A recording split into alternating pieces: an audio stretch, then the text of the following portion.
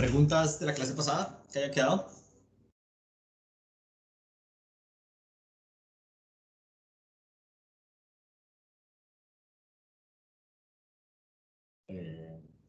¿No? ¿O no me oye? No, profe, todo bien. Todo bien, profesor.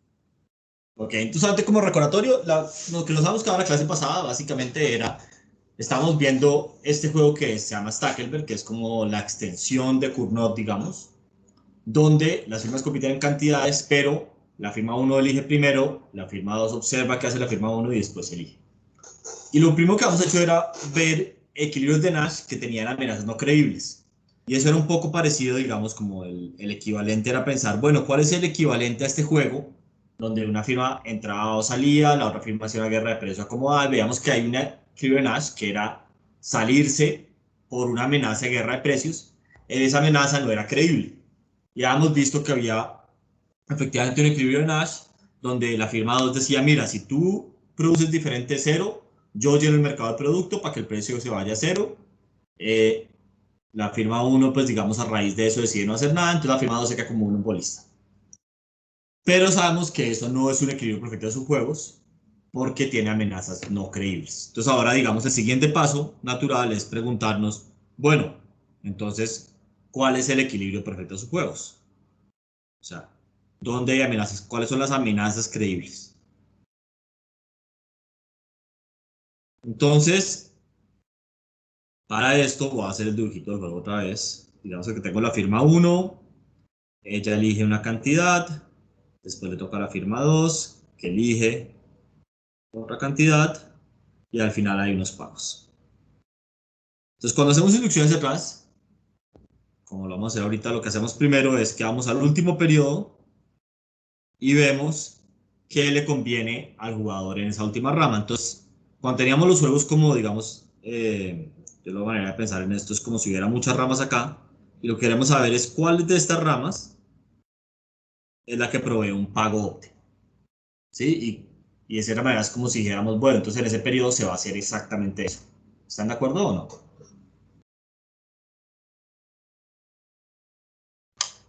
Sí.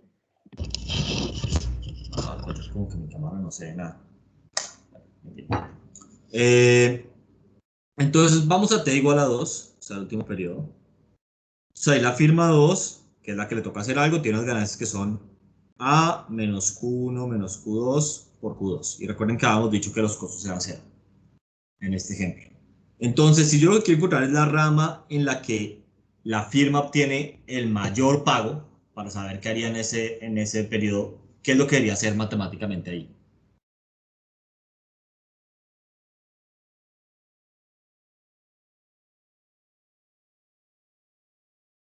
Derivar e igualar a 0. Exactamente. Entonces, derivamos esto. A menos Q1 menos 2Q2 es igual a 0. Y entonces lo que nos dice esto básicamente es que la estrategia óptima, que noten que es una función de 1, es elegir A menos Q1 medios. O sea, en cierta medida esa es la rama, esta rama roja, que es la que más pago me da. ¿Hasta ahí están todos de acuerdo o no? Sí. Listo. Noten que, ¿qué debo hacer yo? Pues depende de lo que hace la otra firma, depende de Q. Entonces ahora vamos a el primer periodo. Ahí le toca a la firma 1 elegir y las ganas de la firma 1 son estas. Entonces, nosotros lo que hacíamos cuando hacíamos tu inducciones detrás es que decíamos, bueno, ahora la firma 1, teniendo en cuenta que dependiendo de lo que ella elija, se va a ir por la rama roja, va a decidir cuál es el Q1 que más le conviene. Entonces pregunta, ¿yo debería derivar y volar a cero esto con respecto a Q1 o debería hacer algo antes?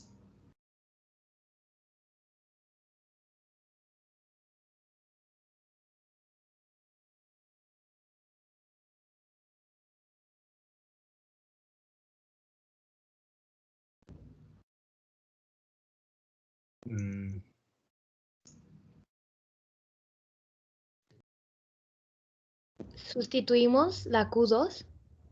Exacto. Entonces, a ver, el equivalente acá, como para que lo tengamos en cuenta, nosotros digamos, cuando teníamos estas ramas así, decíamos, ok, haciendo inducciones atrás sabemos que no se van a elegir, no sé, estas ramas. Entonces después decíamos, bueno, teniendo en cuenta que se van a elegir estas dos, nos preguntábamos para la firma 1 cuál es lo que más conviene. Entonces, primero llegamos y teníamos en cuenta que no se juegan las ramas verdes, y entonces acá el equivalente sería decir, ok, vamos a tener en cuenta que Q2 que se va a jugar va a ser este.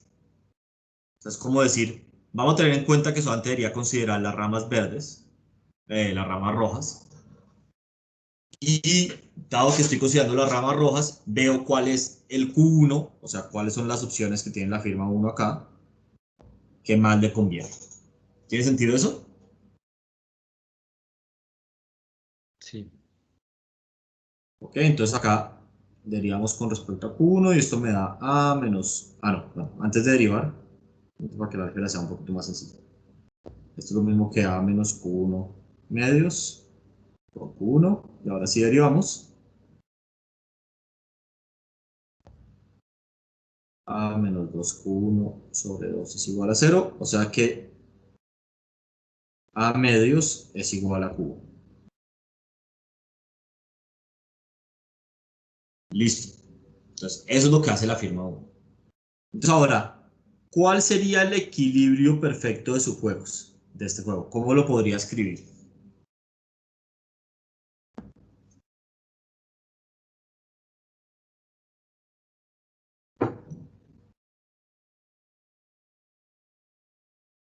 Recuerden que el equilibrio son las estrategias, ¿o no? Entonces, ¿cuál es la estrategia del jugador 1 de equilibrio? A medios. ¿Listo? Perfecto. ¿Y cuál es la estrategia del jugador 2 de equilibrio?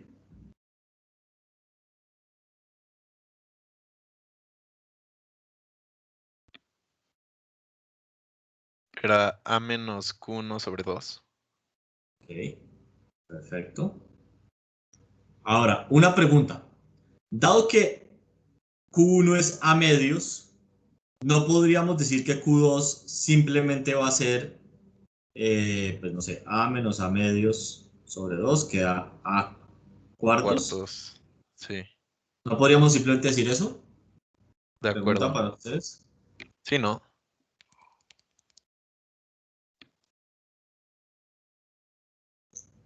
En realidad la respuesta es no. ¿Quién me dice por qué?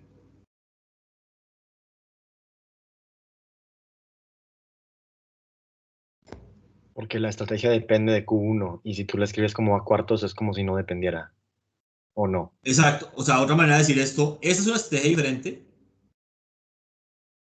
que es la estrategia que dice, voy a producir a cuartos sin importar qué. Que es una estrategia diferente a decir, yo voy a producir a menos Q1 medios, entonces pues va, cuánto produzco yo depende de cuánto produces tú. Son estrategias bien diferentes, pero ¿están de acuerdo o no? Sí. Incluso noten que si yo fuera a preguntarme si lo siguiente sería un equilibrio,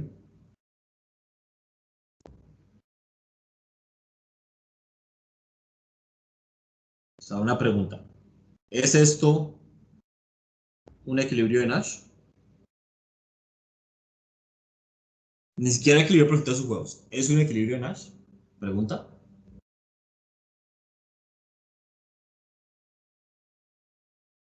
Según yo, no aparecía en los originales que sacamos. O sea, incluso si pensamos en la firma 1. La firma 1 está maximizando, que es cuando tocan en su periodo, ya maximiza A menos Q1 menos, si sabe que Q2 hace eso, pues lo reemplaza acá. Y si sabe que Q2 hace eso, pues su mejor respuesta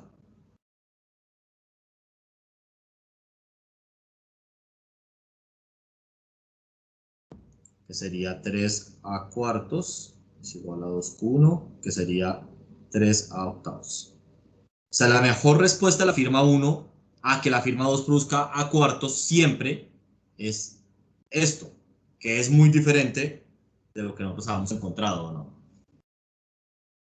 ¿Están de acuerdo? Sí, profe, yo tengo una duda. Sí. Ya si nos pidieran los pagos, por ejemplo, las ganancias, ahí sí ya sustituimos la Q1. ¿No? O sea, no. Claro, no, claro, exactamente. Entonces, aquí todo esto iba para diferenciar. Este es el equilibrio y este equilibrio tiene asociado, digamos, un resultado. Y el resultado es que Q1 es a medios y Q2 es igual a cuartos. Es el resultado del equilibrio. O sea, es lo que va a terminar pasando. Pero el equilibrio son las estrategias. ¿Listo? Sí, perfecto. Y obviamente esos pagos pues, van a tener asociados, esas cantidades van a tener asociadas unos pagos, que incluso ya vamos a discutir. Preguntas, pero antes de eso, preguntas sobre el equilibrio perfecto de sus juegos.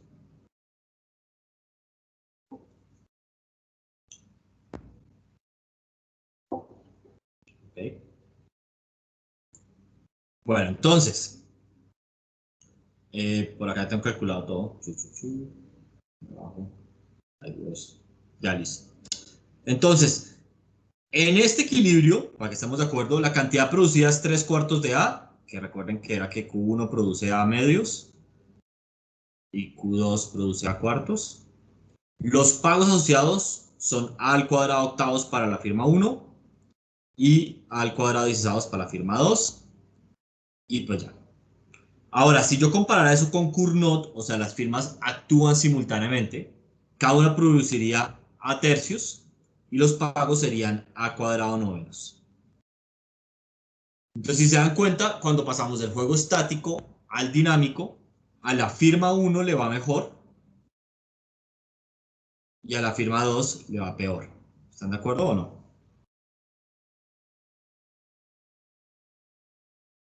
Sí.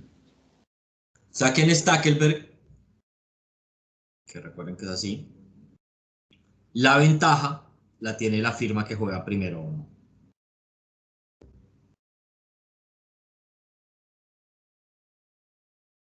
¿Están de acuerdo o no? Sí. Listo. Ok, ¿preguntas sobre esto?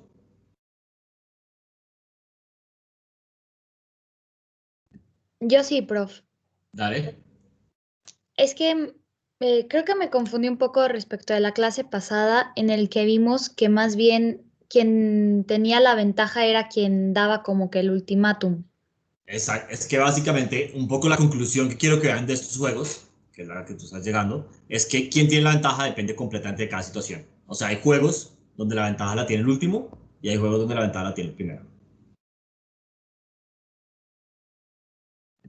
Ah, entonces son dos juegos distintos. Son dos juegos distintos, claro, porque este es como Ah, con ok. cantidades, el otro era pues la oferta de aceptar o perder, ¿no? O sea, la aceptas o no la aceptas. Ok, gracias. Dale. ¿Otras preguntas?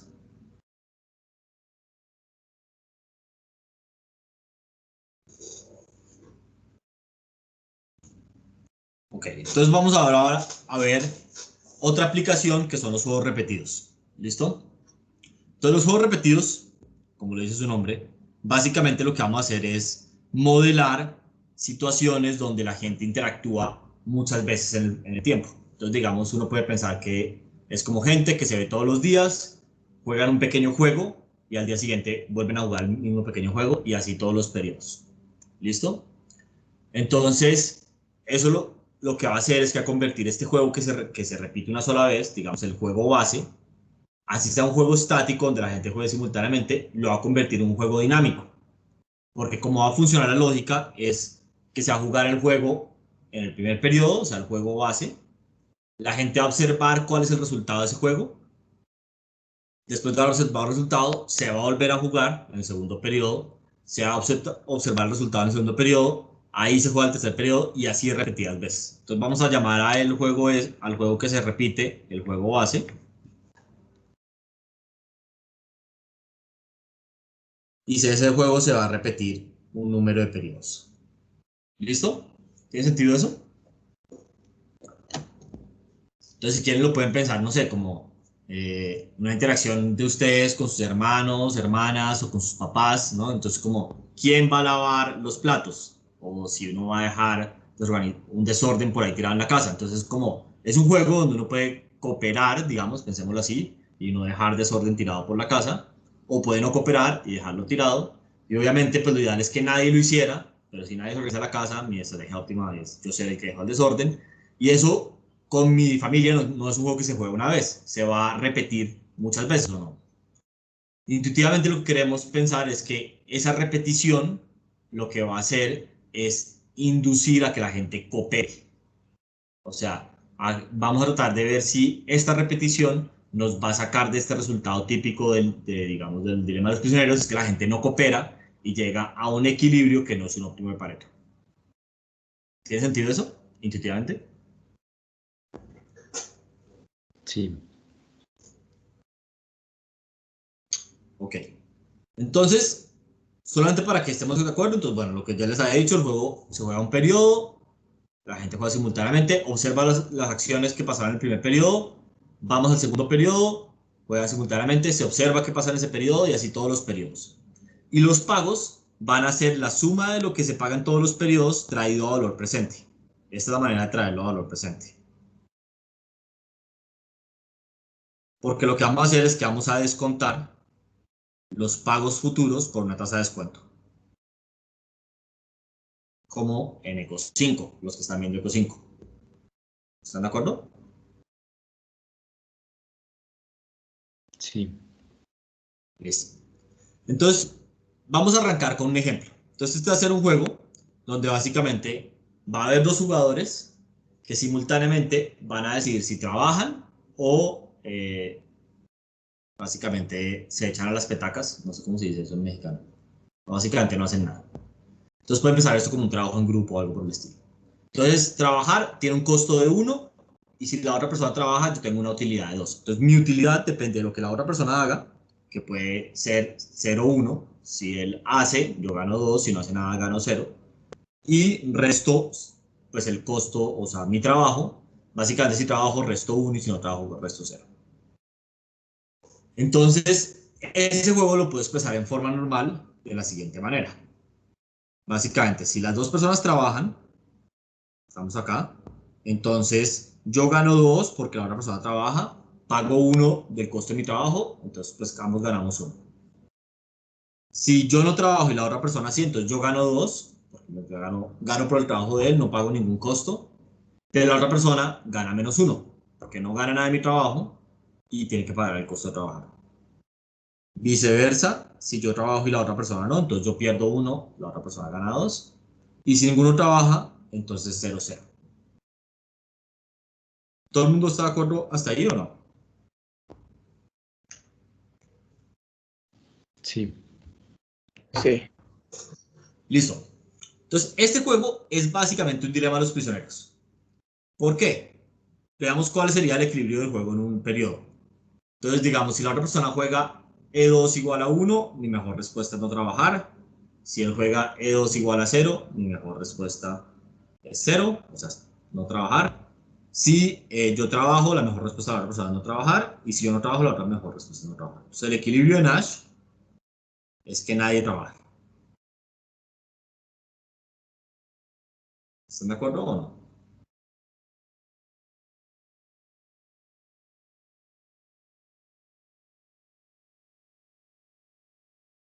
Y ese equilibrio de Nash no es un óptimo de Pareto. Estamos de acuerdo que 1-1 lo Pareto domina, ¿o no? Sí. Sí. Entonces, esa es una situación clásica de un dilema de los prisioneros. Listo. Entonces, la pregunta que nos vamos a hacer un poco es, bueno, ¿qué pasa si este juego se repitiera varias veces? ¿Será que podríamos, de alguna manera, o habría algún equilibrio perfecto en sus juegos, donde la gente colabore, o sea, juegue E1 igual a 1 y E2 igual a 1 en todos los periodos? O sea, como si hay una manera, o en muchos periodos, alguna manera que la gente coopere y llegue al óptimo de Pareto en algunos periodos. Esa es un poco la pregunta que nos vamos a hacer. ¿Listo? Entonces, en el juego base ya sabemos que este es el equilibrio de Nash. Ahora la pregunta es, bueno, ¿qué pasa si el juego se repitiera 2 veces? Veamos cuál sería el equilibrio perfecto de sus juegos. Entonces, para eso, pues voy a hacer un pequeño diagrama con el juego. A ver si están de acuerdo conmigo. Primero le toca al jugador 1 y después le toca al jugador 2 decidir si juega 1 o 0. Ese es el primer periodo. Ahorita vamos al segundo periodo. En ese primer periodo, algunos nodos deberían estar conectados, o sea, que estén en el mismo conjunto de información. Sí, porque ese 2 no sabe lo que va a jugar ese 1. ¿Sí? Entonces debería haber como unos puntitos en ese 2. Exacto.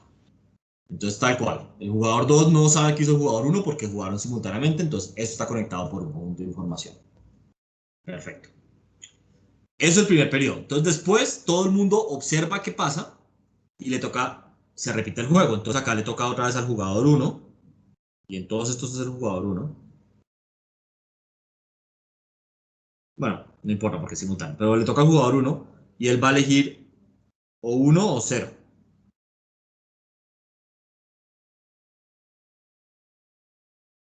Y después le toca al jugador 2 elegir 1 o 0 de nuevo.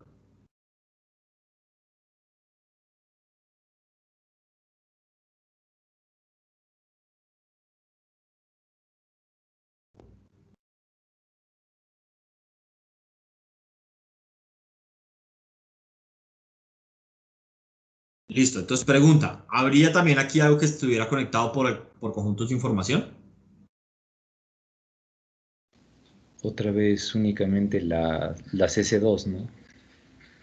¿Y cómo estarían conectadas? ¿Así?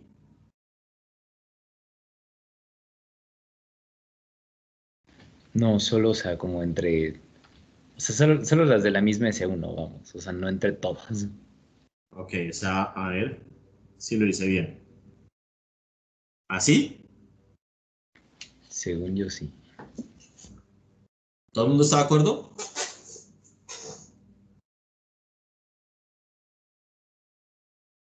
Sí. Listo. Así está, perfecto. Yo estoy de acuerdo. Entonces, básicamente, y una pregunta última. ¿Las del jugador 1 estarían conectadas? No, porque él sí sabe cómo terminó el juego anterior, ¿no? O sea, el del periodo 1. Exactamente.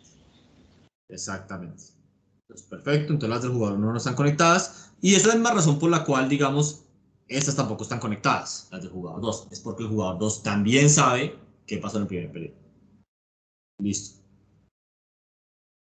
Ok. Entonces, hasta ahí. Estoy de acuerdo con ustedes. Todo bien. Perfecto. Entonces ahora pues vamos a hacer varias preguntas. La primera es, ¿cómo son los subjuegos de este juego? ¿Cuáles son los subjuegos?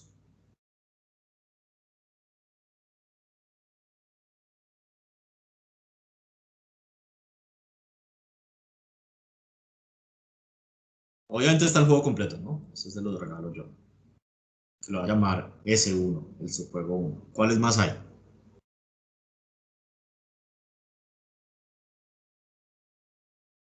¿O no hay más? Los otros nodos de S1. O sea, a ver si entiendo. Esto, básicamente. Sí, ¿no? Parecía. Entonces, a ver, revisemos si esos cumplen con la definición. ¿Arrancan en un solo nodo? Sí. ¿Tienen todos los nodos que le siguen? Sí. Si contienen un nodo en el conjunto de información, ¿contienen todos los nodos del conjunto de información? Sí. Entonces, estoy de acuerdo. Entonces, estos también están bien. Ahora la pregunta para todos es, ¿hay más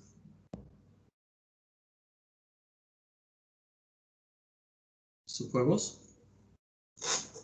Falta el jugador 2, ¿no? El primero, que incluye todos los de abajo. A ver, ¿sería este el que tú estás diciendo? No, o sea, completo. Ah, no, pero eso ya lo puse acá. Ese yo lo llamé S1. El juego completo, ¿estamos de acuerdo? ¿O cómo? No, el del puro jugador 2, pero incluyendo la línea punteada, entonces de ahí para abajo. ¿Así? Ajá. A ver, ¿y qué opinan los demás? No, porque no sale de un solo nodo. Exacto. Entonces sí cumple que si tiene un nodo, tiene todos los de conjunto de información, pero no arranca en un solo punto, que es la otra parte de la definición. Sí, cierto, es cierto. Listo. Entonces, ¿algún otro?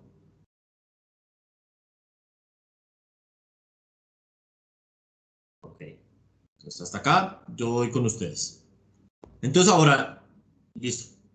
Para encontrar el equilibrio perfecto de subjuegos, deberíamos encontrar el equilibrio, a ver si están todos de acuerdo conmigo, en cada uno de los 5 subjuegos y en el juego grande. Antes de encontrar esos equilibrios, pues necesitamos saber cómo son los pagos. Entonces voy a hacer unos pagos, solamente unos, y después vemos cómo son los de los demás. Por ejemplo, solamente como para practicar. Voy a hacer, por ejemplo, esta rama. ¿Listo? Entonces voy a hacer este pago. Voy a hacer, lo voy a poner de colores diferentes. Voy a hacer esta rama. A ver, ¿cómo podría ser? Para que sea interesante. Así. Y así.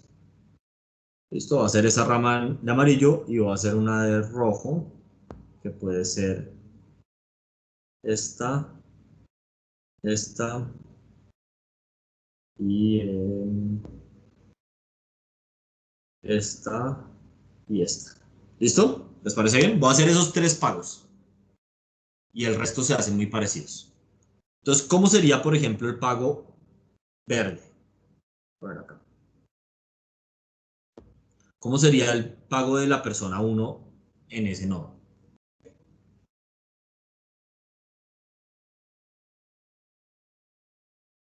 ¿Quién me puede decir?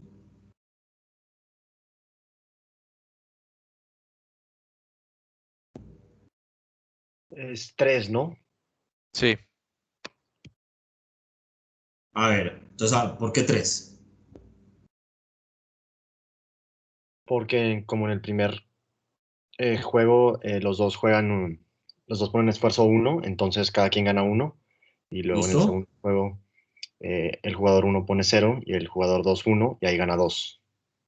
Listo. Entonces, bien, pero el del siguiente periodo lo tengo que descontar por un factor delta. Porque pasa en el futuro. ¿Estamos de acuerdo o no? Sí, Pues, si delta fuera 1, estoy de acuerdo contigo que sería 3. Listo. ¿Y cómo sería la utilidad del jugador 2?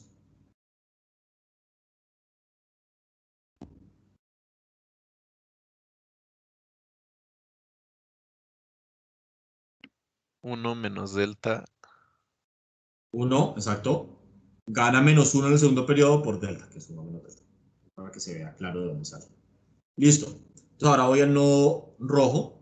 Entonces, ¿cómo sería en el nodo rojo la utilidad del jugador 1?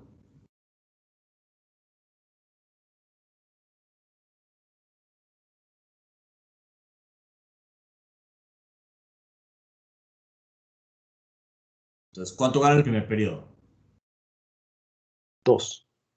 Exacto. ¿Y en el segundo gana o pierde o cómo es?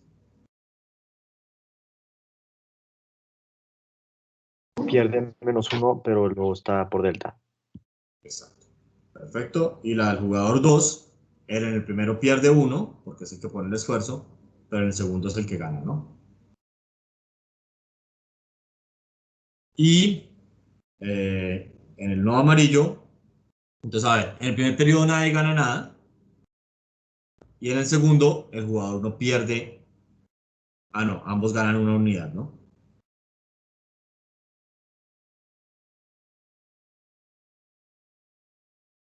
¿Están todos de acuerdo con estos pagos o no? Sí. Listo. Ahora, una pregunta. ¿Cómo son las estrategias del jugador 1? Del juego completo. Otra manera de hacer la pregunta es, ¿el jugador 1 en cuántas contingencias diferentes tiene que tomar decisiones?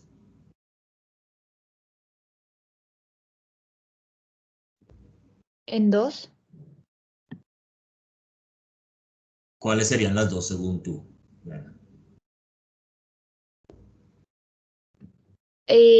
En cuanto inicia el juego O y sea, ya. acá y dónde Ajá. más. Y ya después sería dependiendo de la decisión que haya tomado el jugador 2, ¿no? Exacto, o sea, dependería, son en realidad 4 contingencias o no, porque depende de lo que pasó en el primer periodo. O sea, en el segundo periodo hay 4 posibles contingencias o no. Sí, Entonces serían 5 Serían 5. ¿Todo el mundo por está de acuerdo las, con eso? por las amenazas que podría ser, ¿no? Sí, como por los posibles, exacto, él podría hacer como diferentes amenazas en el segundo periodo. Podría decir, mira, si en el primer periodo jugamos 1-1, yo hago tal cosa. O si en el primer periodo jugamos 0-1, que sería, digamos, en su juego 4, yo hago tal cosa. Y así, o sea, como que yo podría amenazar que hago en t igual a 2, dependiendo de qué pasó en t igual a 1. ¿Tiene sentido eso? sí, Entonces, las estrategias tienen 5 entradas o no. La manera de pensar en esto es lo que se hace en t igual a 1 y esto es lo que se hace en t igual a 2 o no. Donde no sé, esto puede ser, si lo quieren pensar así como el subjuego 2, el subjuego 3, el subjuego 4, como que se hace en cada uno de los subjuegos que están acá marcados o no. ¿Tiene sentido eso? sí. ¿Cuántas opciones tiene él para cada una de estas entradas? ¿Cuántas opciones tiene, digamos, en el primer periodo? 2, ¿Listo? ¿Y cuánto tiene en el subjuego 2? también 2. Listo. Y así para todos. Entonces, si yo estoy pensando cuántas combinaciones, o sea, cuántas estrategias hay, pues sería 2 a la 5, ¿o no? Que es 32, creo.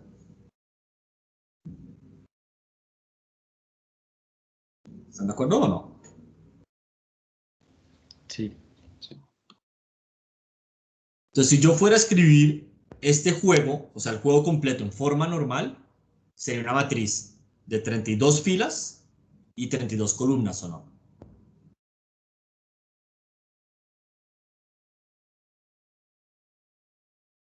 sí,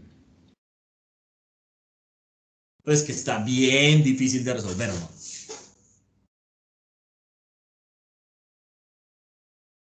sí, está feo. Está feo. Entonces, vamos a ver qué podemos hacer para no hacer eso, básicamente. Ok, entonces, pues digamos, vamos como siempre por inducciones atrás, entonces pues vamos al segundo periodo. En el segundo periodo hay 4 subjuegos, ¿o no? ¿Están todos de acuerdo conmigo?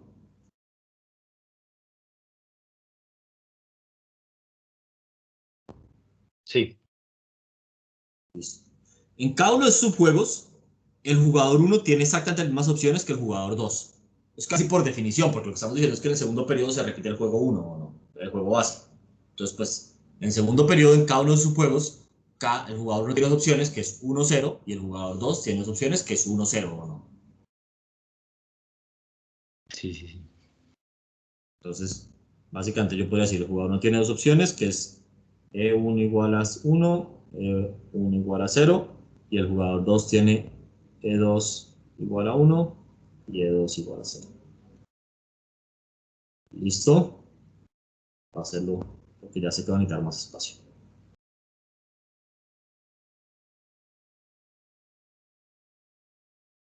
Ok, entonces ahora veamos cómo son los pagos. Entonces, esto es el segundo periodo. Entonces, yo en el primer periodo gané algo. Ahorita vemos cuánto es ese algo, ¿listo? Y si jugamos 1-1 en el segundo periodo, ¿cuánto gano?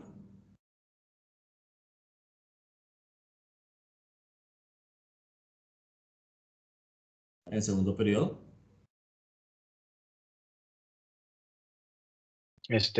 Uno por delta. Exacto. Delta. Y el jugador 2, pues básicamente gana también delta, solo antes que él, digamos, en el primer periodo ganó otra utilidad, ¿no? No tiene por qué ser la misma. ¿Están de acuerdo? Sí, Ok, entonces, ahora, si yo juego 0 y la otra persona juega 1, o sea, estamos acá en la casilla de abajo a la izquierda, entonces Yo, pues en el pasado gané algo. Y hoy, ¿cuánto gano? Yo hice 0 y la otra persona hizo 1. 2 por delta. Perfecto. Y la otra persona ganó algo en el pasado. ¿Y cuánto gana en el periodo 2?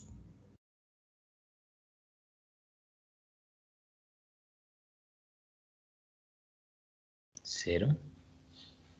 Era -1. O sea, -1 por Menos delta. delta. Sí. Sí, porque yo, o sea, ahí la persona 2 hizo el esfuerzo, la persona 1 no hizo nada, entonces él paga el costo del esfuerzo y no gana nada. Y pues a este es simétrico, pero pues acá él es el que pierde 1, el jugador 1, y el jugador 2, aquí gana 2, delta, y cuando ambos juegan 0, pues entonces ganan 0 en ese periodo, ¿no?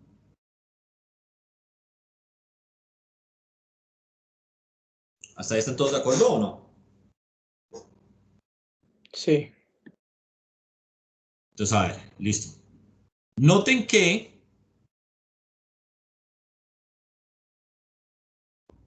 aquí básicamente yo estoy sumando para el jugador 1 la misma utilidad en todas las casillas, ¿no? Y lo mismo para el jugador 2, antes que es una utilidad diferente. Estoy sumando la utilidad en todas las casillas, ¿o no? ¿Están de acuerdo? Entonces, para simplificar un poquito la cosa, voy a escribir esto como UT1 de la persona 1 más UT1 de la persona 2 más, pues digamos es delta, delta, acá es menos delta, 2 delta, acá es 2 delta, menos delta, y acá es 0 delta, 0 delta, que es 0, pero pues lo voy a escribir así para que... Entonces lo que estoy haciendo es como decir, ok, pues a cada una de las casillas toca sumarle este vector, entonces digamos, pues la casilla de acá sería UT1 más delta, UT2 más delta, y no sé, la casilla de acá sería, bueno, para la persona 1 es UT1 menos delta y la persona 2 sería UT2 más 2 delta. ¿Están de acuerdo o no?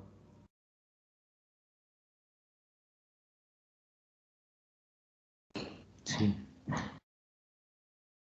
Y esto yo lo podría escribir incluso así. Ahora voy a sacar un delta como factor común de esta matriz. Entonces me quedaría 1,1 menos 1,2, 2, menos 1 y 0,0. ¿Están de acuerdo o no? Sí. Entonces ahora noten que esta matriz de acá es la misma matriz del juego base o no.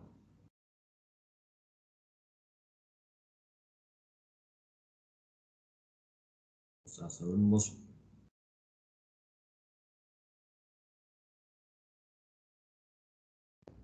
¿Están de acuerdo o no? Esa es la matriz del juego base. Si vamos, si lo miramos por acá arriba, la tenemos. Es la misma. 1, 1, 2, menos 1, 2, 0, 0. Si uno va y mira acá, es la misma matriz, ¿o no?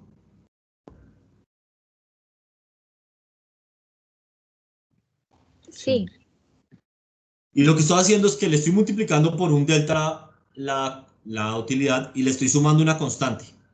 Entonces, piénselo un poco en términos de incentivos o en términos de preferencias. ¿Las preferencias de los agentes cambiaron cuando yo multipliqué por delta y sumé una constante?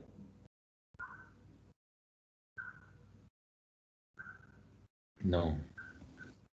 Entonces, esto básicamente tiene los mismos incentivos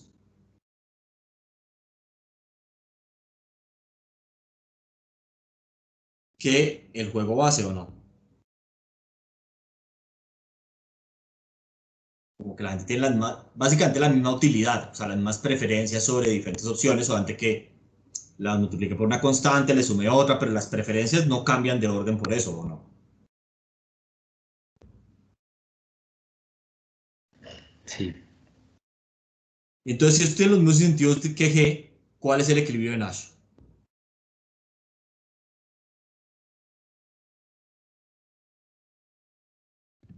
El 0-0. O sea, exactamente. Pero es que ambos hagan esfuerzo de cero, ¿no?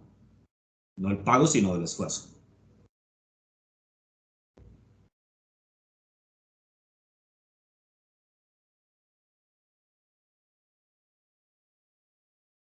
A ver, otra manera de ver esto, si ustedes lo quieren ver acá, es en esta matriz. Si quieren lo podemos hacer así.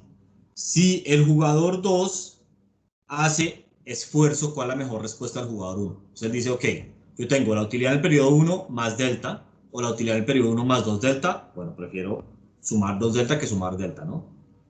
Si el jugador 2 no hace esfuerzo, entonces yo tengo la utilidad del periodo anterior menos delta, o la utilidad del periodo anterior más 0 delta, pues prefiero sumar 0 delta. Ahora, para el jugador 1 va a ser, o sea, para el jugador 2 va a ser parecido. Si el jugador 1 hace esfuerzo, entonces el jugador 2 compara la utilidad del periodo anterior más delta, o la utilidad del periodo anterior más 2 delta, prefiere sumar 2 delta. Y si la otra persona no hace esfuerzo, entonces dice, bueno, la utilidad del periodo anterior menos delta, o la utilidad del periodo anterior más 0, pues prefiere esto. Y entonces el equilibrio de Nash va a ser, pues, que ambos hagan esfuerzo de 0, ¿o no? ¿Tiene sentido eso? Sí. Y otra manera de verlo es, parémonos en cualquiera de estos subjuegos, de S2 a S5. En medio de subjuegos, el pasado, o sea, lo que pasó antes ya pasó. Eso yo no lo puedo alterar con mis acciones en t igual a 2 o no. ¿Están de acuerdo? ¿O no? ¿Podría repetir eso último que dijo, por favor? Sí. Entonces, digamos, yo ya estoy parado en el segundo periodo. O sea, ya se va a acabar el juego, se repite 2 veces, ya estoy en el segundo periodo. Ya lo que hicimos en el primer periodo, yo no lo puedo alterar. O sea, eso ya es parte del pasado. Yo haga lo que haga hoy, ya no puedo alterar el pasado. ¿O no? Sí. Los recibo como unos pagos que venían del pasado, ¿ok? Y ahora me enfrento a un juego que se repite y es el juego base. Y es el último periodo, o sea, ya no hay más futuro. Entonces, ¿cómo son mis incentivos en el último periodo comparado con el juego base?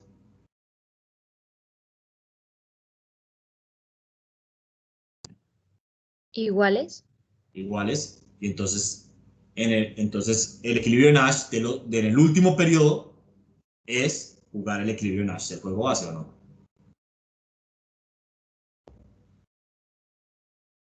¿Ahí están todos de acuerdo o no? Sí. Listo. Entonces ya tenemos cuáles son los equilibrios de Nash del segundo periodo. Ahora una pregunta, ¿cuál es la diferencia, digamos, en todo esto que yo hice acá, entre los diferentes subjuegos? ¿Qué es lo que cambia en las matrices entre los diferentes subjuegos, entre el subjuego 2 al 5?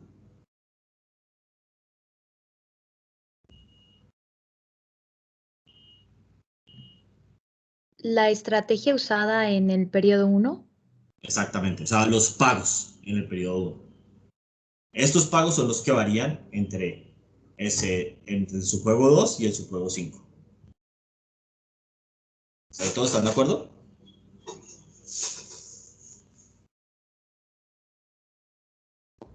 Sí. Listo. Entonces, de nuevo, vamos acá a nuestro juego que tenemos acá. Muy bien. Ustedes no están viendo lo mismo que yo. Ahora, sí, acá. Entonces, ya encontramos cuál es el equilibrio de Nash en cada uno de los subjuegos. O sea, del 2 al 5 nos falta encontrar cuáles son los equilibrios de Nash del juego completo. Pero, de nuevo, si yo fuera a encontrar los equilibrios de Nash del juego completo, estaría complicado porque tenía que hacer una matriz de 32 por 32, ¿o no? Entonces, no vamos a hacer eso. Lo que vamos a hacer es un poco como combinar, o sea, usar la lógica de inducciones atrás. Y es, ok, nosotros ya sabemos que, dado que en el último periodo siempre se juega el equilibrio de Nash, entonces si yo voy a analizar el primer periodo, yo lo podría pensar de la siguiente manera. Es, va el jugador 1, él puede hacer 1-0. Después va el jugador 2, él puede hacer 1-0. Y él no sabe dónde está parado. Y después ya sabemos que en el segundo periodo que empieza acá, siempre se hace lo mismo, que es jugar 0-0. Como que podemos ignorar todas las demás ramas, ¿o no?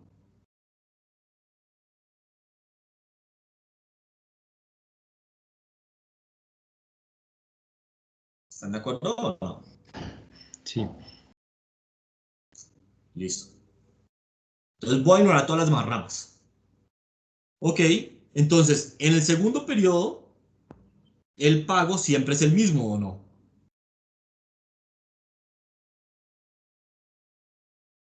Y es 0 delta para ambos jugadores o no, porque ambos juegan 0. ¿Están de acuerdo o no?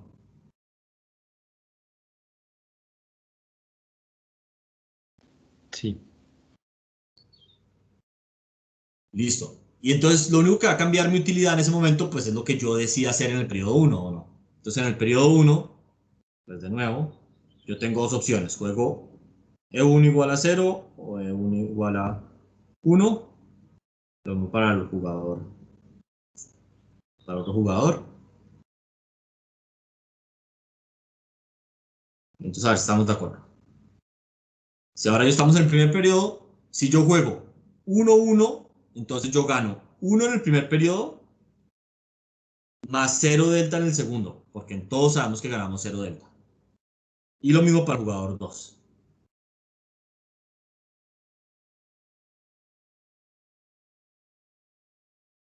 ¿Están de acuerdo o no? Sí. Ahora, sigamos, si el jugador no juega, no esforzarse y la otra persona se esfuerza, entonces él gana 2 hoy y 0 mañana. Y la otra persona pierde 1 hoy y gana 0 mañana. De nuevo, porque si estamos, digamos, ahora en esta rama de acá, en esta rama, que es cuando, no, esa no es. El jugador 1 no se esfuerza y la otra persona sí, igual se juega 0-0 en el futuro. Ahora, si yo me esfuerzo y la otra persona no, entonces yo pierdo 1 y gano 0 en el futuro y la otra persona gana 2 y 0 en el futuro. Y si nadie se esfuerza, entonces ganamos 0 en ambos periodos. ¿Alguien tiene dudas sobre estos pagos?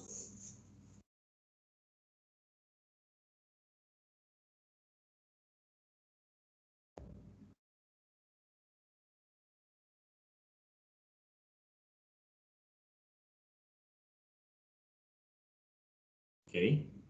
Entonces ahora yo puedo hacer algo parecido a lo de antes, y es decir, bueno, esto es lo mismo que 1, 1, 2 menos 1, menos 1, 2, 0, 0, esta matriz, pero a toda la matriz le va a sumar 0 delta, 0 delta. Yo sé que eso es 0, 0, pero esto es el pago en t igual a 2, ¿no?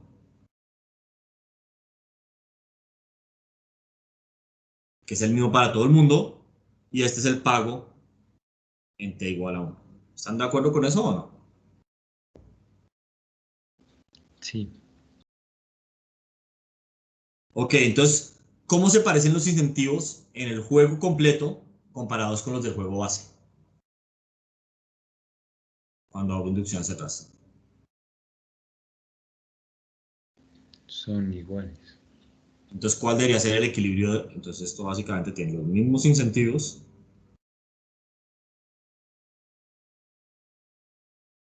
que G. Y entonces, ¿cuál es el equilibrio de Nash?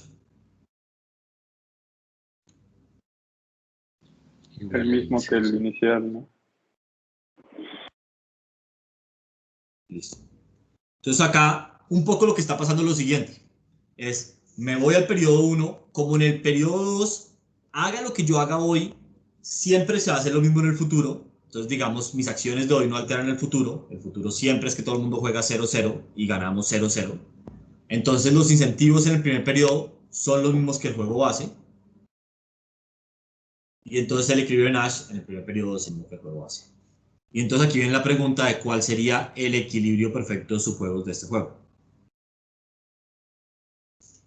¿Cómo lo escribirían ustedes?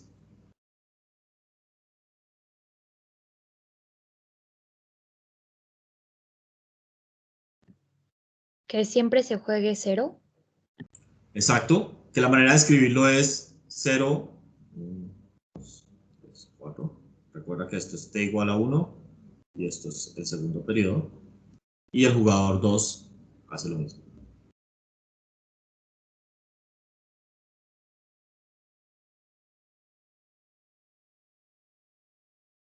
¿Tiene sentido?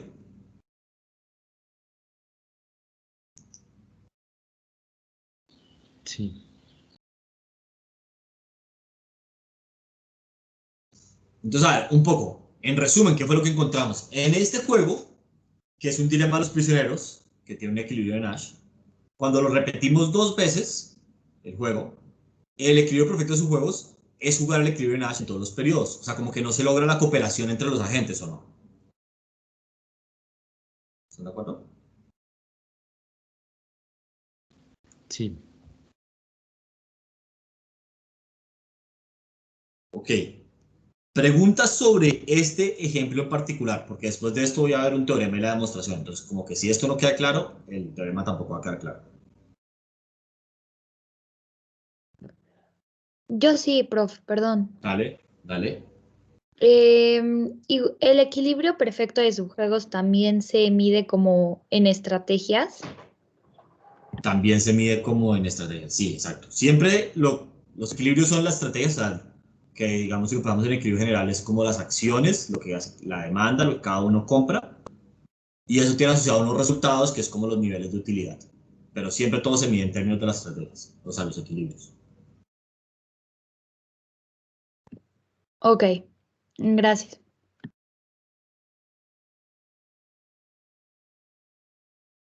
Listo. Ok, entonces esto que acabamos de ver en realidad es algo que pasa en general. Entonces, a ver, por acá lo tengo abajo. ¿Dónde está? Y entonces, básicamente, lo que vamos a ver es un teorema que dice esto, pero en un caso más general. Entonces, básicamente lo que dice es, si nosotros tenemos un juego que tiene un solo equilibrio en Nash, y lo va a llamar, pues es esas acciones. Entonces, para cualquier factor de descuento, entre 0 y 1, sin incluir 0, y un periodo t finito, que se repite, hay un único equilibrio perfecto de sus juegos, en el cual se juega el equilibrio Nash. Y esto dice en todos los conjuntos de información, pero esto como se puede leer es en todos los periodos.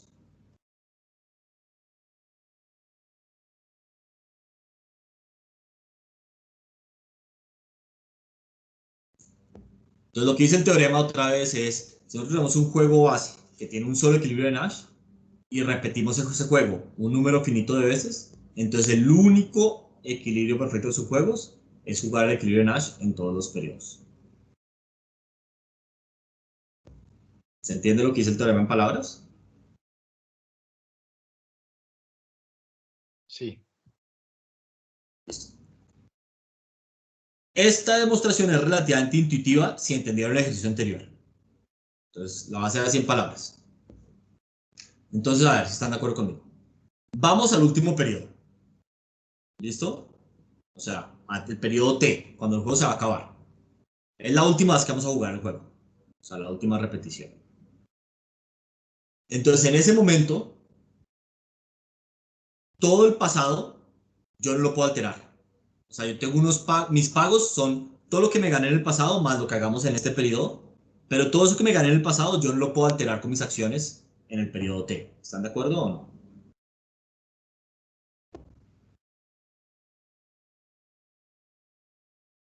Sí. Y ya no hay futuro. Entonces, los incentivos en el periodo T son los mismos que en el juego base, ¿o no?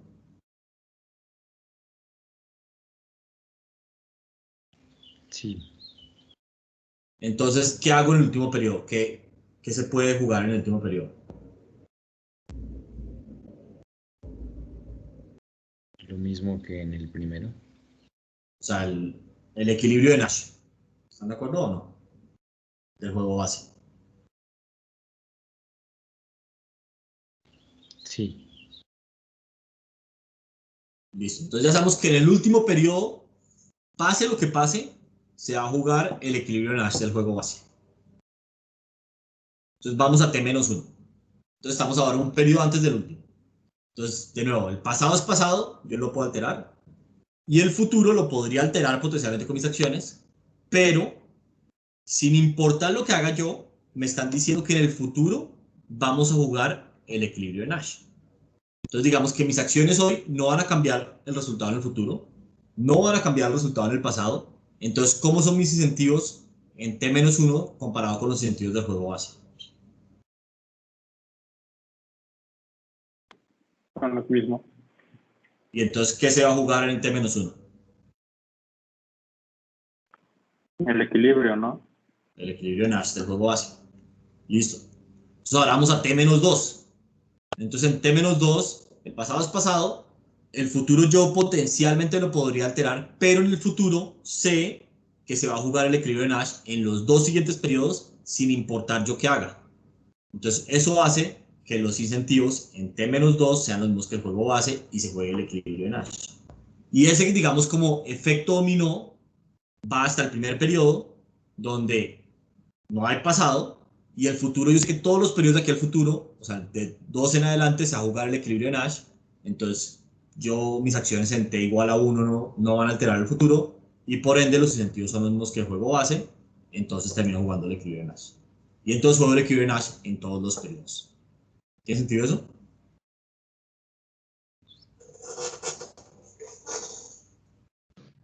Sí, profe.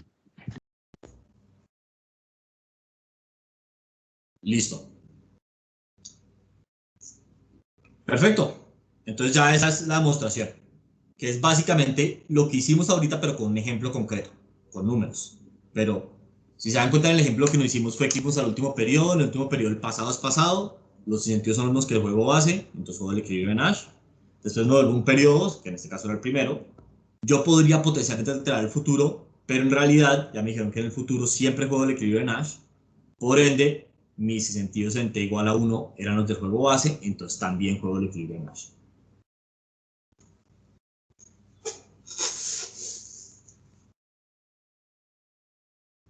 Sí.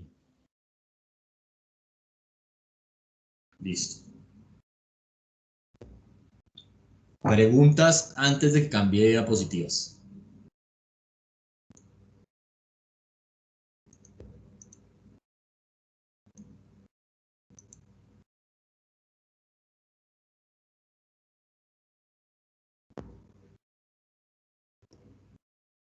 Muy bien. Entonces, obviamente, la siguiente pregunta es, bueno, ¿qué pasa si hay más de un equilibrio de Nash en el juego base? Es como la siguiente pregunta natural. Entonces, veamos este juego. Entonces, digamos que este es el juego base ahora. ¿Listo? El juego G.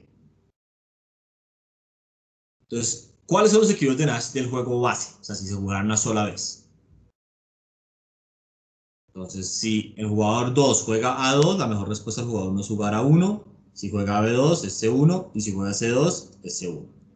Si el jugador no juega A1, entonces es A2. Si juega B1, es C2. Y si juega C1, es C2. Entonces hay dos equilibrios de Nash del juego base que son A1, A2 y C1, C2. ¿Están de acuerdo o no?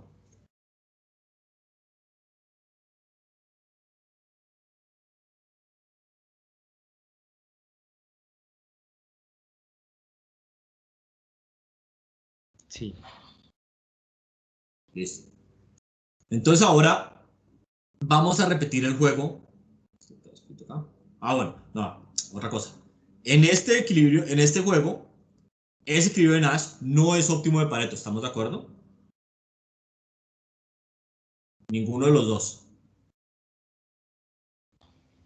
Sí, profe.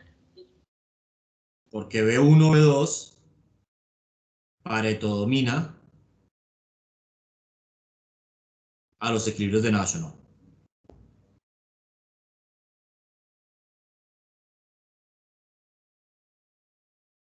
¿Están de acuerdo o no? Sí. Listo. Ok, perfecto. Entonces, recuerden que un poco lo que queremos ver es, pues nosotros cuando ustedes, no sé, con su familia o lo que sea, ustedes se dan cuenta que uno coopera, o sea, como que no se comporta súper egoísta todos los periodos, entonces pues queremos como que la teoría refleje eso un poco. Entonces la pregunta acá un poco es, ok, si está esto que lo Pareto domina, que lo podemos pensar como cooperar, que les va mejor si ellos juegan eso, lo que pasa es que no es un equilibrio porque la gente tiene incentivos a moverse de ahí. Entonces, si podríamos sostener que la gente cooperara, o sea, jugara el óptimo de Pareto en algunos periodos. ¿Listo? Ese es un poco el objetivo. Ok, entonces, ahora supongamos que el juego, por acá lo tengo ahora sí, se repite 2 periodos, no sé dónde tengo escrito eso. Bueno, no lo tengo escrito, pero digamos que se repite 2 periodos. Entonces, primera pregunta, si el juego se repite 2 periodos, ¿cómo son las estrategias del jugador 1? El jugador 1, otra vez la pregunta es, ¿cuántas contingencias tiene? Se necesita hacer el árbol.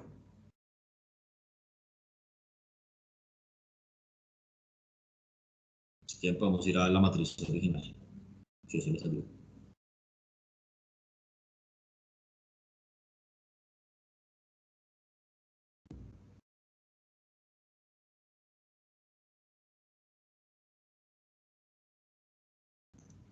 ¿Mm?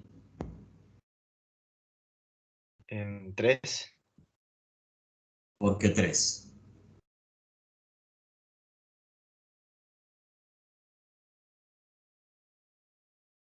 No, ya no estoy seguro. ¿Sería 3 a las 5? ¿Cómo? 3 a las 5. Pero entonces, ¿cuántas estrategias hay? Okay, yo, antes de hacer eso, quiero solamente ver cómo son las estrategias. O sea, ¿cuántas contingencias se enfrenta el jugador 1?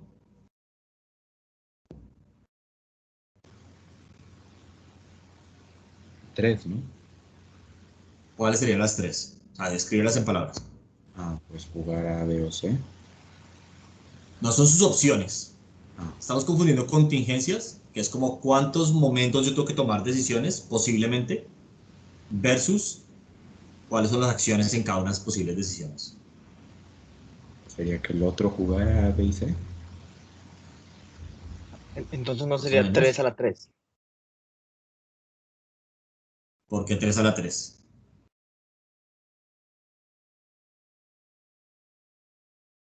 Porque son 3 periodos, ¿no? Y tiene 3 Son opciones. 2 periodos. Ok, entonces son 3 a la 2, o sea, 9. 9 contingencias, creo que no estoy del todo de acuerdo. A ver. O sea, sí son, pero no con tu lógica. A ver. Voy a pintarles el árbol a ver si eso ayuda. Entonces, acá está el jugador 1, él tiene 3 opciones, ¿sí o no? A, B o C. Después él le toca al jugador 2, que tiene 3 opciones, que son A, B o C.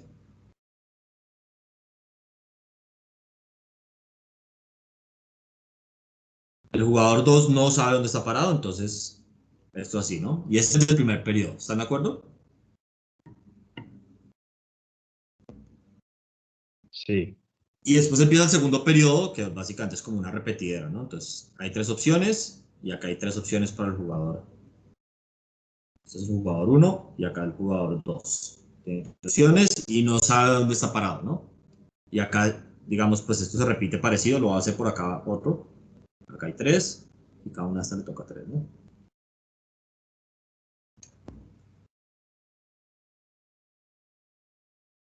Y así pues habría varios de estos árboles, antes que no los voy a escribir todos para que no se llenen. Entonces, vuelvo a la pregunta. ¿Cuántas contingencias tiene el jugador 1? Esto está igual a 2. O sea, ¿en cuántos momentos diferentes les puede tomar? Él tiene que tomar decisiones. ¿En cuántos nodos o conjuntos de información diferentes hay? 13. ¿Por qué 13? Bueno, es que según yo medio hice como que el árbol en dibujo y fue las que Ok. conté. No sé. A ver, pero espérate. Aquí habría otro, a ver si estamos de acuerdo. Él tiene una contingencia que es la de acá, que es el periodo 1. ¿Sí o no? Sí. Tiene una contingencia que es acá, otra que es acá, otra acá, otra acá, otra acá, otra acá, otra acá, otra acá y otra acá, ¿no?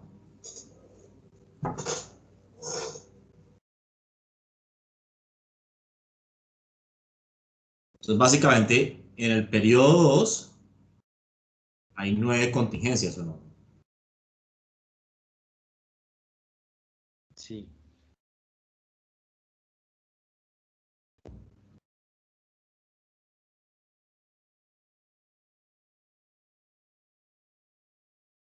Otra manera de pensar en esto es básicamente, él tiene que decir qué hacer en el primer periodo y qué hacer en el segundo periodo dependiendo de los 9 posibles resultados que hay en el periodo 1.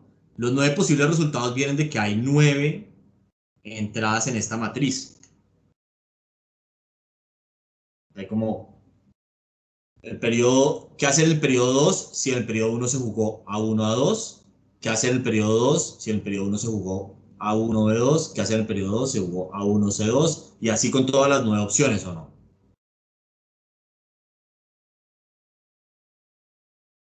¿Tiene sentido eso?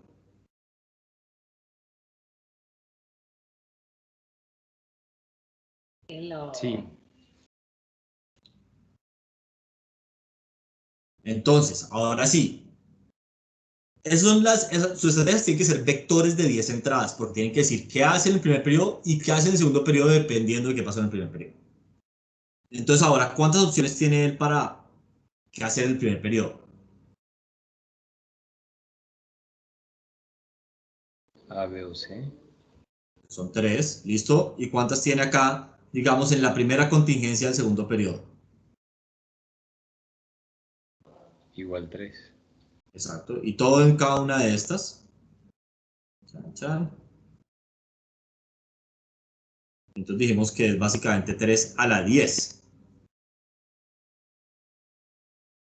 Que para su conocimiento es 59.049 opciones.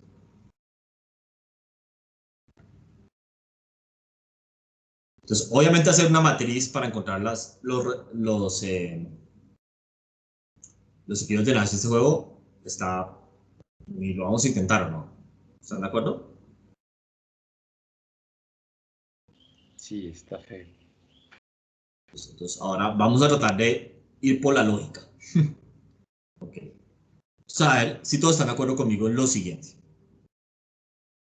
Tenemos que ir paso por paso, o sea, como a punta lógica. En el segundo periodo, la lógica que hemos discutido antes sigue aplicando. En el siguiente sentido. En el segundo periodo, el pasado es pasado, ya no hay futuro que alterar.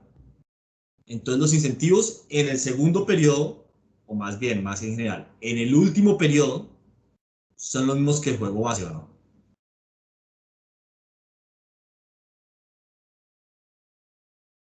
Sí. Entonces en el último periodo, ¿qué tengo que hacer?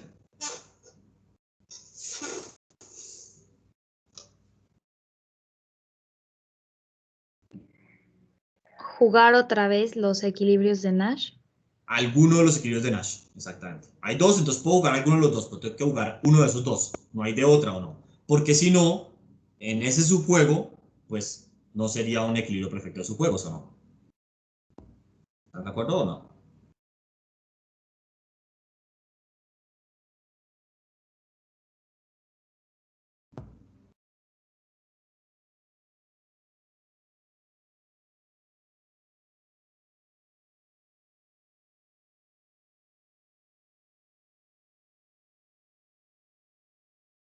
Ok. Entonces, esto es algo que aplica en general y es que en el último periodo, voy a poner así, importante, en el último periodo siempre, siempre se juega un equilibrio de Nash, sin importar qué.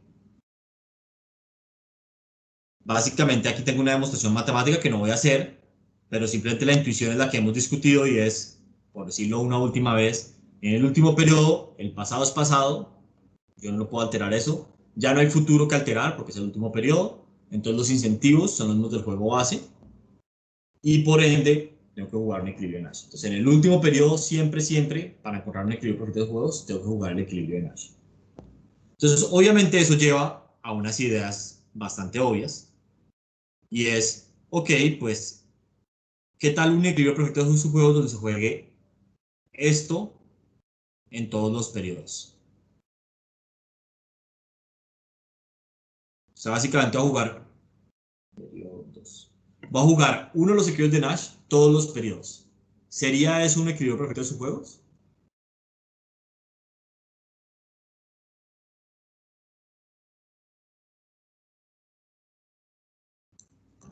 No, ¿Por qué no?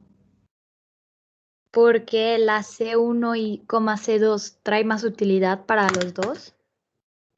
Sí, entiendo tu lógica, pero ahora estamos de acuerdo.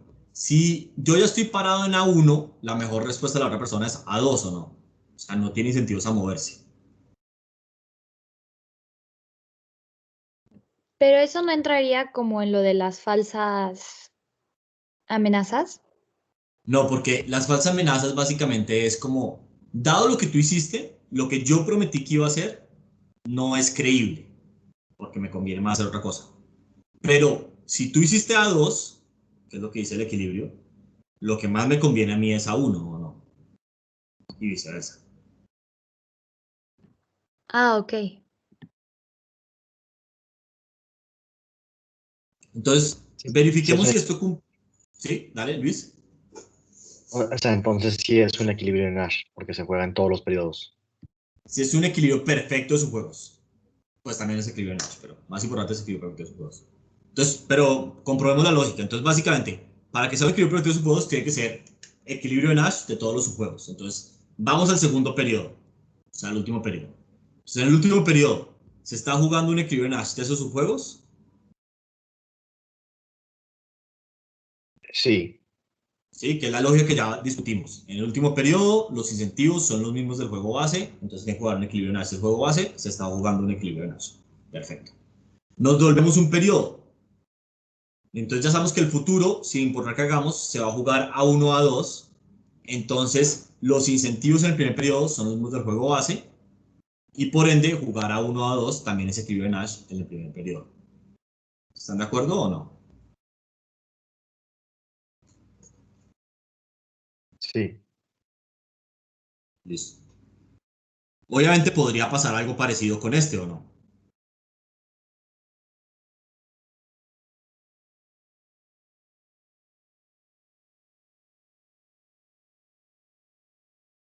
Donde la lógica sería la misma, es, ok, entonces vamos al último periodo. En el último periodo está jugando un equilibrio de Nash, sí, está jugando C1, C2.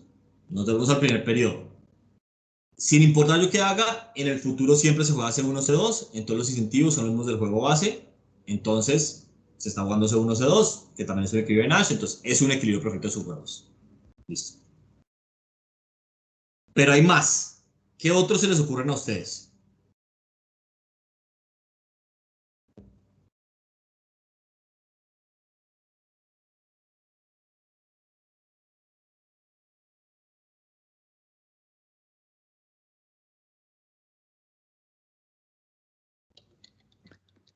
¿Podría llegar a ser la combinación de ambos? Exacto. Entonces, básicamente, ¿qué tal este? Se va a jugar A1, A2 en T igual a 1 y C1, C2 en T igual a 2. Entonces, comprobemos si esto es un equilibrio perfecto de sus juegos. Entonces, en el último periodo, ¿se está jugando un equilibrio de Nash? Sí. Entonces, check. Nos volvemos un periodo. En el primer periodo, sin importar lo que yo haga, en el siguiente periodo se va a jugar C1, C2. Entonces, los incentivos del primer periodo son los que el juego hace. ¿Juego un equilibrio de Nash? Sí. Entonces, también es un equilibrio perfecto de sus juegos. ¿Todo el mundo está de acuerdo con eso o no?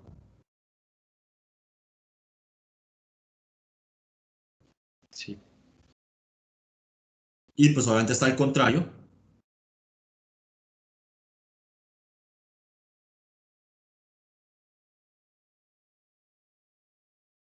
que tiene la misma lógica. Vamos al último periodo, se está jugando un equilibrio de Nash, sí. Nos vamos al primer periodo, sin importar yo que haga el primer periodo, en el segundo se va a jugar el mismo equilibrio de Nash, entonces yo no puedo alterar el futuro, digámoslo. Entonces los incentivos son los mismos que el juego base, juego un equilibrio de Nash, entonces también es un equilibrio de Nash en el primer periodo, bien, perfecto. Pero todos estos equilibrios de Nash, o equilibrios perfectos de su juego que encontramos, son como poco interesantes, porque lo que estamos encontrando es que la gente está jugando los equilibrios de Nash. Lo que queríamos ver, recuerden un poco, era ver si podíamos que la gente colaborara en el primer periodo. Entonces vamos a tratar de buscar un equilibrio perfecto de subjuegos donde se juegue B1, B2 en el primer periodo. ¿Por qué sé que no se puede jugar B1, B2 en el último periodo? Porque no se equilibra de Nash. Y no se cumplirá lo que habíamos dicho. Listo. Y entonces ya sabíamos que hay dos equilibrios de Nash, que es A1, A2 y C1, C2. Entonces, a ver, si yo lo que quiero inducir es que la gente juegue B1, B2 en el primer periodo, y sé que en el último periodo tengo que jugar un equilibrio de Nash, yo lo que quisiera un poco, intuitivamente, es como decirle a la gente, mira, si tú te comportas bien, donde bien entre comillas quiere decir cooperas y juegas B1, B2, entonces en el segundo periodo yo los voy a mover hacia el equilibrio de Nash que tiene un pago más alto, como si fuera un premio. Pero si te comportas mal, te voy a mover al equilibrio de Nash, que tiene un pago más bajito. ¿Sí se entiende?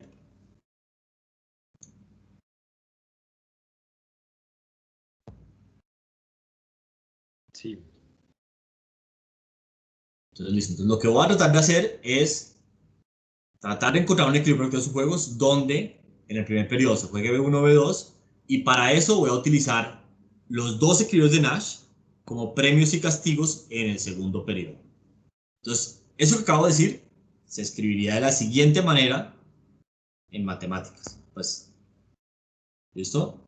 Que va a ser lo siguiente. Ok, la estrategia del jugador A o de Ana va a ser la siguiente. Va a jugar B1 en el periodo 1, perfecto. En el periodo 2, si se jugó algo diferente de B1 B2, que es lo que yo quiero que ya juegue en el primer periodo, va a jugar A1, que es el castigo. Pero si jugaron B1 B2, va a jugar C1. Y lo mismo para el jugador 2. Entonces va a jugar B2 en el primer periodo. Si no se jugó B1, B2 en el primer periodo, va a castigar, o sea, a jugar A2. Y si se jugó B1, B2, entonces va a jugar C2. Entonces, de esa manera, lo que estamos haciendo un poco es decir, ok, en el primer periodo traten de cooperar. ¿Y qué incentivo les voy a dar para cooperar? Que si se portan bien, los voy a llevar a C1, C2 en el segundo periodo. Y si se portan mal, los voy a llevar a 1, A2. ¿Tiene sentido eso?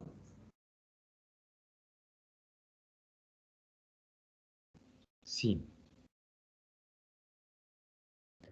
Prof, Sí. y perdón, pero ¿y entonces por qué esa ya no aplicaría como las amenazas falsas?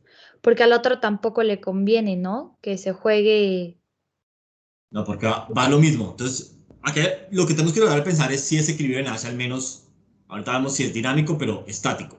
Si la otra persona juega a 2, porque se jugó algo diferente, B1, B2, la pregunta es si jugar a 1 también es mejor respuesta. O sea, dado que tú estás jugando a 2, la pregunta es si a 1 es mejor respuesta. Y sabemos que sí o no. Sí, ¿Estamos de acuerdo? Entonces, aquí la amenaza sí es creíble porque es, dado lo que tú vas a hacer, mi amenaza sí es creíble. Claro, hay algo que nos conviene más a los dos, que es coordinarnos hacia C1, C2. Pero entonces, para que además en el primer periodo nos vaya súper bien, que es que juguemos B1, B2, voy a hacer que ese C1, C2 solo se juegue si se coordina en el primer periodo, como para darlo como un premio.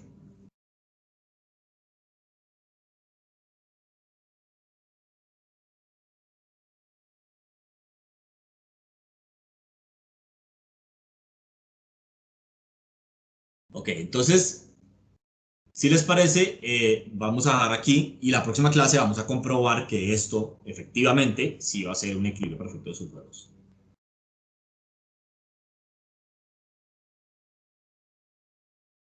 Perfecto. Gracias, prof. Gracias, profe.